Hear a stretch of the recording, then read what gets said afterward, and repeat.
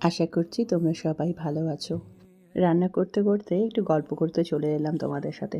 আজকে আমি বানিয়ে নিচ্ছি শিমের তরকারি বা চচ্চড়ি বলতে পারো।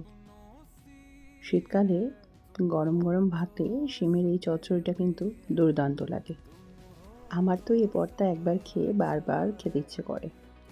খুবই সহজ পদ্ধতি। প্রথমে তেলে শিমটাকে ভেজে তুলে নিতে হবে, তারপরে বেগুনটাকে ভেজে তুলে নিতে হবে, তারপরে আলুগুলো ভেজে তুলে নিয়ে সর্ষে পোস্ত বেটে নিতে হবে, দিয়ে সব একসঙ্গে কালো জিরে ফোড়ন দিয়ে সর্ষে পোস্তটাকে দিয়ে একটু কষিয়ে ধনেপাতা দিয়ে নামিয়ে নিলেই তৈরি হয়ে যাবে শিম চচ্চড়ি।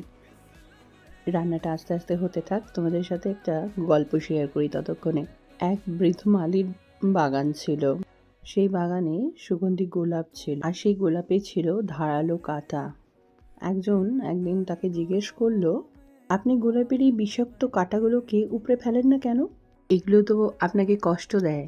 তখন সেই বৃদ্ধ মালি হেসে উত্তর দেয়, এই গোলাপের কাঁটাগুলি আছে বলেই গোলাপটা কিন্তু এতটা সুন্দর, আর গোলাপ ফুলের এতটা কদর। কাঁটাটা না থেকে যদি শুধু ফুল থাকতো, তাহলে হয়তো আমরা এই ফুলের মহিমাটাই ভুলে যেতাম। আমাদের জীবনটাও কিন্তু এই বাগানের মতো, আর এই দুঃখটা হলো সেই কাঁটাটা, যা আমাদের ধৈর্য শেখায়, মানসিকভাবে শক্ত হতে সাহায্য করে। আর সুখটা হলো সেই ফুলটা, যেটা কিনা আমাদের জীবনে সুগন্ধ ছড়ায়, রঙে ভরিয়ে দেয়। একটি ছাড়া অন্যটা কিন্তু অর্থহীন। সবটুকু মিলিয়েই তো জীবন। রাতের অন্ধকার যতটা গভীর হতে থাকে, ভোরের আলো ততই কাছে আসে।